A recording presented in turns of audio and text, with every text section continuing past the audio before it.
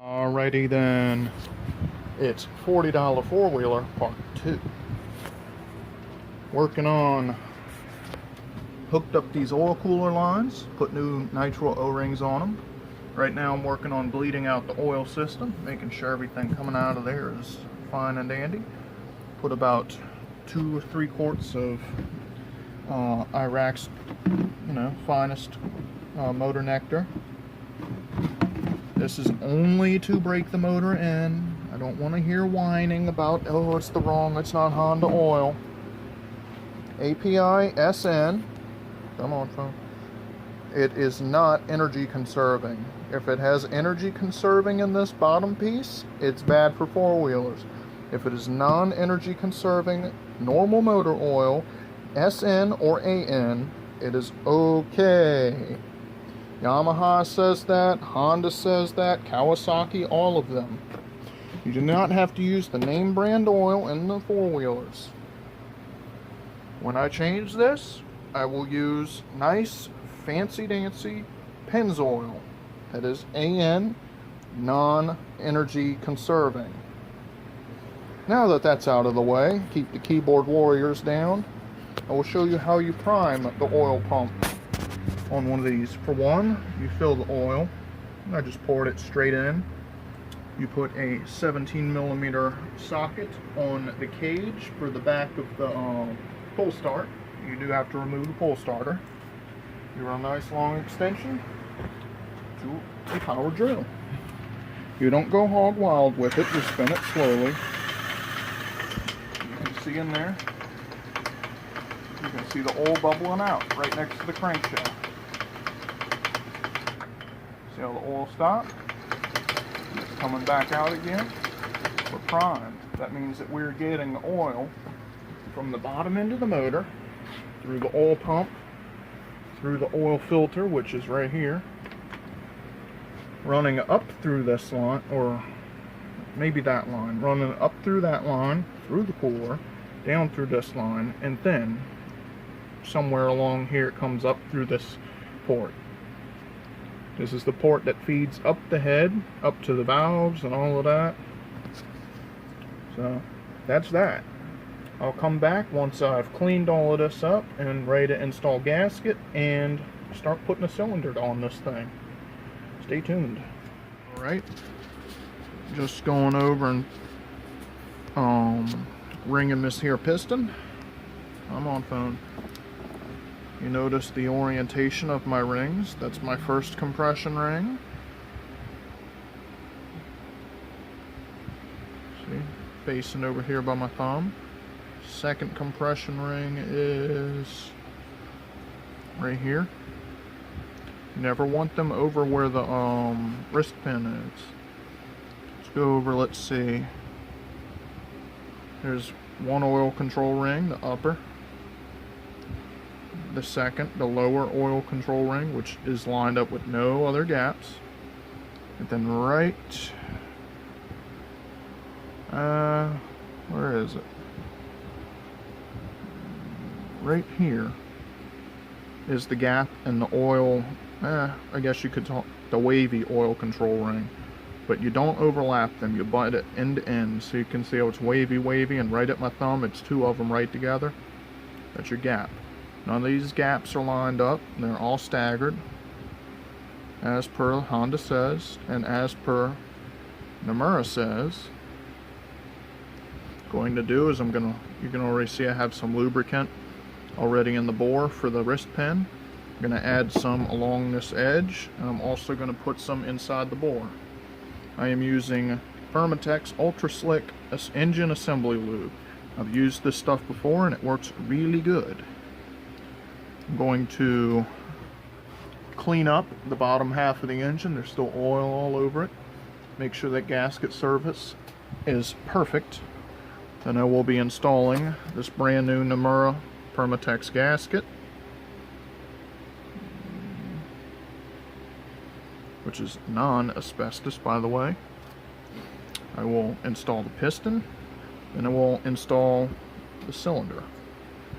Get back with you. Cleaned up my surfaces. Got the piston halfway installed. Wrist pin about halfway through. Everything's nice and tight, going together the way it should. Note on the piston's head, the EX right here, facing forward for exhaust side. On the stock piston, there is an IN. You can see on this one, which this piston would be oriented this way for intake side. Alright, we'll finish installing that wrist pin. Not going to do it on camera, sorry, but this is a keeper. This fits inside. Oops, don't lose it now. Put it right there. It fits inside this little, you see that indentation inside of this bore? There's one bore on each side. You insert one keeper before you install the piston, where you can slide the connecting the wrist pin all the way through until it bottoms out, and then you install the other side on this side. You put a rag over the hole in the engine. You do not want that keeper falling down in there. You will have to take the whole motor apart if you can't find it. So make sure you cover that up so that thing cannot get in there. They are spring loaded and they will fight you. These are very tight little keepers on, especially these Nomura, but you don't have to worry about them coming off. So, but I'm going to work on that and I'll get back. Alrighty, the piston is installed. Keeper is in there.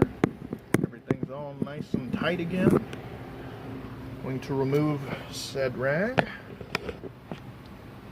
Install this nice pretty gasket. But first, I will lube up this cylinder here.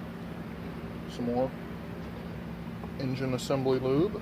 A little bit of that on there. Set you up right here.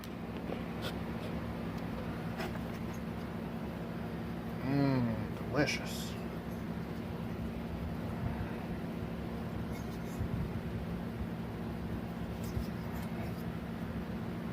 Got as far as I can reach on that side. And down y'all. Make sure everything's all nice and lubed up.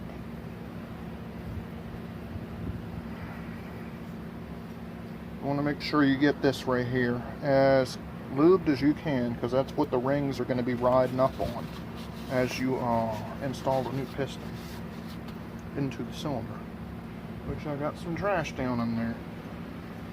That is irritating. Cannot have trash in the cylinder. None.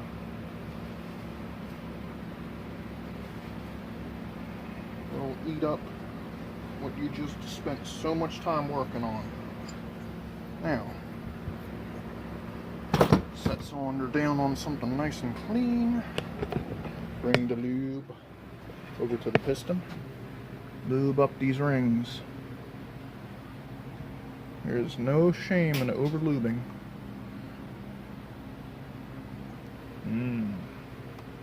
Lube. Lube up all of this, the skirt, the sides. You want to make everybody nice and slippery. I think everybody's a little slippery. Put the lube away for now. Hold on a sec while I clean that up. Alrighty. I'll do this bit in real time. Keep clean rag. Throw it down there. Don't need it no more. Gasket. Pretty sure that this gasket, I'm not sure if it's a one side or not. I'm going to say that this side fits on the nice smooth bit. Well, then again, no, maybe not. Because it's different here where the oil port is. So, okay, so note that there's red RTV on this gasket pre-installed, except right here by my pinky. You look down at the cylinder, except right here, everything else is smooth. So I imagine the gasket goes like that. So, slide it down over the bolt holes. You can also tell because the ones that have dowel pins fit a little differently. than the others of said gasket. Just slide her on down here. Note that the dowel pin is a little larger. Fits nice and snug. Everybody seems to be happy. Happy, happy, happy. Looks as though I need to find one more dowel pin real quick. Okay, said dowel pin.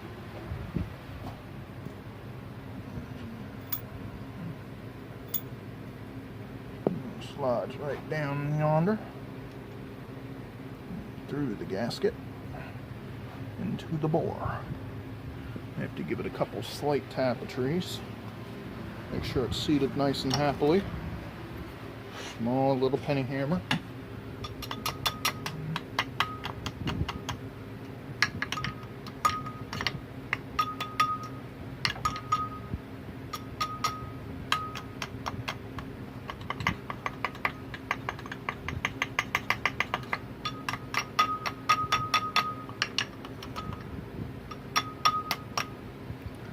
Wants to fight then. Alright, got it down in there. Now, try and set you up, mind the crackling, where you can watch me install the cylinder head. Right about where the piston is, you will watch me squeeze those rings with my fingers. Push them down to where they fit inside of that cylinder. Actually, not cylinder head, I correct that. The bore. This one, right now.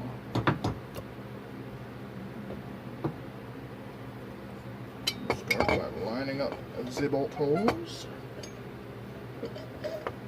All 4 of them. Getting Mr. Piston tuck in there. He seems to like that. Start working our rings, pushing them down as you give said cylinder light knocks.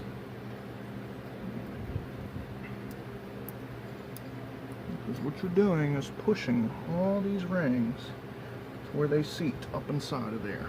May require some assistance from a little tiny poker to help get them in there, because some of them want to jump out of their tracks. Help them along gently. Make sure everybody's tucking in there like they're supposed to.